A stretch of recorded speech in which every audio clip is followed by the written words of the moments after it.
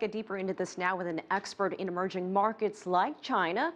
Anil Gupta is chair in strategy and entrepreneurship at the University of Maryland's Business School. Thanks for joining us. Pleasure. So how important is the Belt and Road Initiative, even for countries not in the region?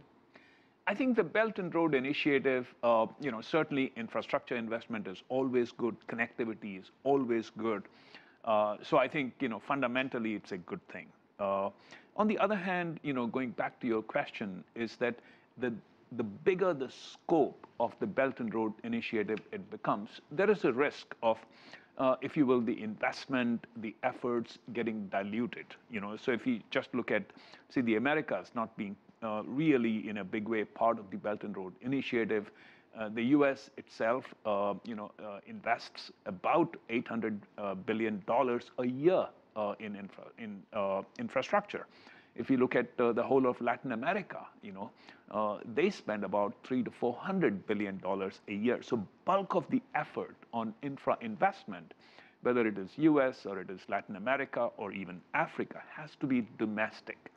The Belt and Road Initiative helps, but the larger the number of countries that get folded in the initiative, there is a risk of the investment getting diluted. I want to get your take here on a couple of articles that have been in the news recently. First one is from Bloomberg.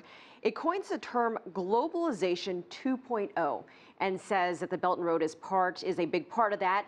And in a different piece, Bloomberg reports that both developing and developed countries are looking to cash in. So the question here is, what is China's role in this new age of globalization? I think China's role really, if you look at globalization 2.0, it's more about connectivity, in terms of ports, through the maritime, in terms of the road and rail, on the ground, etc. But I would say, there's globalization 2.0 and then there is globalization 3.0. And the globalization 2.0 is really about trade in goods. Globalization 3.0 is about actually movement of services, movement of data, is really about innovation and technology. So in that sense, if you look at the Chinese companies that are involved in globalization 2.0, that's not Tencent and it's not Alibaba, it's not Baidu, which is really kind of the new face of China. So in that sense, it's still the state-owned enterprises, it's still heavy projects, construction projects, steel, cement, glass, things like that, which is all very good. But I want to put it into perspective, in terms of this globalization 2.0, and then there is 3.0.